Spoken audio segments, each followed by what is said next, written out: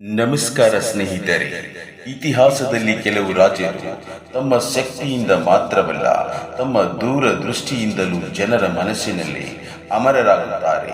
ಅಂತಹ ಮಹಾನ್ ರಾಜರಲ್ಲಿ ಒಬ್ಬರು ಸ್ಪೇನಿನ ಶಕ್ತಿಶಾಲಿ ರಾಜರಾದ ಕಿಂಗ್ ಫರ್ಡಿನಾಂಡ್. ಅವರು ಕೇವಲ ಒಂದು ರಾಜ್ಯದ ರಾಜನಾಗಿರಲಿಲ್ಲ, ಅವರು ಒಂದು ರಾಷ್ಟ್ರವನ್ನು ರೂಪಿಸಿದ ನಾಯಕ.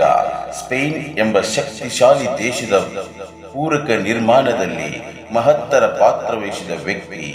ಇಂದು ನಾವು ಈ ವಿಡಿಯೋದಲ್ಲಿ ಕಿಂಗ್ ಫರ್ಡಿನಾಂಡ್ ಅವರ ಜೀವನ, ಅವರ ಸಾಧನೆಗಳು, ಅವರ ಆಡಳಿತ ಮತ್ತು ಇತಿಹಾಸದಲ್ಲಿ ಅವರು ಬಿಟ್ಟಿರುವ ಗುರುತುಗಳ ಬಗ್ಗೆ ತಿಳಿದುಕೊಳ್ಳೋಣ.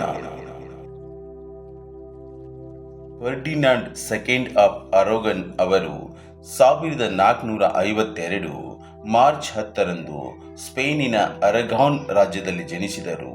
ಅವರ ತಂದೆ ಜಾನ್ ಸೆಕೆಂಡ್ ಆಫ್ ಅರಗಾನ್ ರಾಜ್ಯದ ರಾಜರಾಗಿದ್ದರು.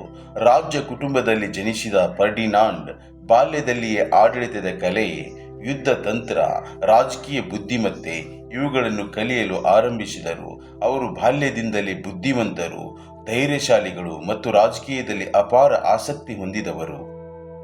ಫರ್ಡಿನಾಂಡ್ ಅವರ ಜೀವನದಲ್ಲಿ ಮಹತ್ತರವಾದ ಘಟನೆಯೆಂದರೆ ಅವರ ವಿವಾಹ. 1469ರಲ್ಲಿ ಅವರು ಇಸಬೆಲ್ಲಾ ಫಸ್ಟ್ ಆಫ್ ಕ್ಯಾಸ್ಟೆಲ್ ಅವರನ್ನು ವಿವಾಹ ಮಾಡಿಕೊಂಡರು. ಈ ವಿವಾಹವು ಕೇವಲ ಕುಟುಂಬ ಸಂಬಂಧವಲ್ಲ, ಇದು ಸ್ಪೇನ್ ಇತಿಹಾಸವನ್ನು ಬದಲಿಸಿದ ಒಂದು ಮಹತ್ತರ ಘಟನೆ. ಏಕೆಂದರೆ ಇಸಬೆಲ್ಲಾ ಕ್ಯಾಸ್ಟೆಲ್ ರಾಜ್ಯದ ರಾಣಿ, ಫರ್ಡಿನಾಂಡ್ ಅರಗಾನ್ ರಾಜ್ಯದ ರಾಜ. ಈ ಎರಡೂ ರಾಜ್ಯಗಳು ಒಂದಾಗುವುದರಿಂದ ಸ್ಪೇನ್ ದೇಶದ ಏಕೀಕರಣಕ್ಕೆ ಭದ್ರ ನೆಲೆ ನಿರ್ಮಾಣವಾಯಿತು. ಫರ್ಡಿನಾಂಡ್ ಮತ್ತು ಇಸಬೆಲ್ಲಾ ಸೇರಿ ಸ್ಪೇನ್ ದೇಶವನ್ನು ಬಲಿಷ್ಠ ರಾಷ್ಟ್ರವನ್ನಾಗಿ ರೂಪಿಸಿದರು.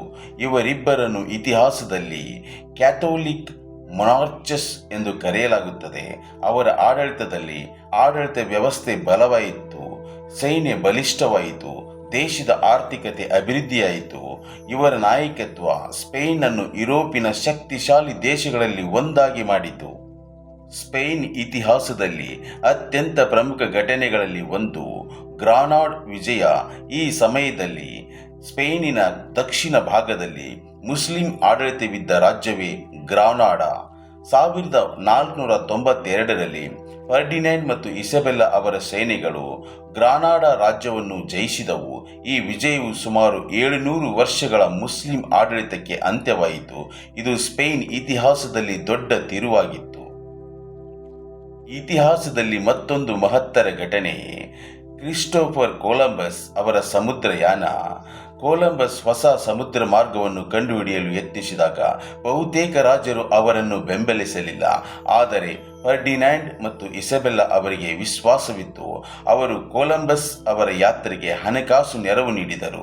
1492ರಲ್ಲಿ ಕೊಲಂಬಸ್ ಸಮುದ್ರಯಾನ ಆರಂಭಿಸಿ ಅಮೆರಿಕ ಖಂಡವನ್ನು ಕಂಡುಹಿಡಿದರು.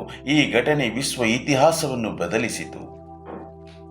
ಫರ್ಡಿನಾಂಡ್ ಕೇವಲ ಯೋಧನಲ್ಲ, ಅವರು ಅತ್ಯಂತ ಚಾಣಾಕ್ಷ ರಾಜಕೀಯ ತಂತ್ರರಾಗಿದ್ದರು.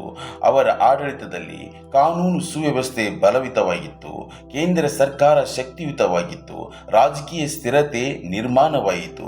ಅವರ ದೂರದೃಷ್ಟಿಯಿಂದ ಸ್ಪೇನ್ ಯುರೋಪಿನ ಪ್ರಮುಖ ಶಕ್ತಿಶಾಲಿ ರಾಷ್ಟ್ರಗಳಲ್ಲಿ ಒಂದಾಯಿತು. ಫರ್ಡಿನಾಂಡ್ ಅವರನ್ನು ಇತಿಹಾಸಕಾರರು ಈ ರೀತಿ ವರ್ಣಿಸಿದ್ದಾರೆ: ಚಾಣಾಕ್ಷ ರಾಜಕೀಯ ನಾಯಕ, ಧೈರ್ಯಶಾಲಿ ಯೋಧ, ದೂರದೃಷ್ಟಿಯ ಆಡಳಿತಗಾರ. ಅವರು ಯಾವಾಗಲೂ ದೇಶದ ಹಿತವನ್ನು ಮೊದಲಿಗಿಡುತ್ತಿದ್ದರು. ಬಹು ವರ್ಷಗಳ ಕಾಲ ಆಡಳಿತ ನಡೆಸಿದ ನಂತರ ಫರ್ಡಿನಾಂಡ್ ಅವರ ಜೀವನದ ಕೊನೆಯ ದಿನಗಳು ಬಂದವು. ಅವರು 1516 ಜನವರಿ 23ರಂದು ನಿಧನರಾದರು. ಆದರೆ ಅವರ ಸಾಧನೆಗಳು ಇತಿಹಾಸದಲ್ಲಿ ಸದಾಕಾಲ ಉಳಿದುಕೊಂಡಿವೆ. ಫರ್ಡಿನಾಂಡ್ ಮತ್ತು ಇಸಬೆಲ್ಲಾ ಅವರ ಆಡಳಿತದಿಂದ ಸ್ಪೇನ್ ಒಂದು ಏಕೀಕೃತ ರಾಷ್ಟ್ರವಾಯಿತು. ಹೊಸ ಸಮುದ್ರಯಾನಗಳ ಯುಗ ಆರಂಭವಾಯಿತು. ಸ್ಪೇನ್ ವಿಶ್ವ ಶಕ್ತಿಯಾಯಿತು. ಇಂದು ಕೂಡ ಅವರ ಹೆಸರು ಇತಿಹಾಸದಲ್ಲಿ ಗೌರವದಿಂದ ಉಲ್ಲೇಖವಾಗುತ್ತದೆ. ಒಬ್ಬ ರಾಜನು ಕೇವಲ ಸಿಂಹಾಸನವನ್ನು ಆಳುವುದಿಲ್ಲ, ಒಬ್ಬ ಮಹಾನ್ ರಾಜನು ಇತಿಹಾಸವನ್ನೇ ಬದಲಿಸುತ್ತಾನೆ. ಅಂತಹ ಮಹಾನ್ ರಾಜರಲ್ಲಿ ಒಬ್ಬರು ಕಿಂಗ್ ಫರ್ಡಿನಾಂಡ್. ಅವರ ಧೈರ್ಯ, ದೂರದೃಷ್ಟಿ ಮತ್ತು ನಾಯಕತ್ವ ಸ್ಪೇನ್ ದೇಶದ ಭವಿಷ್ಯವನ್ನು ರೂಪಿಸಿತು.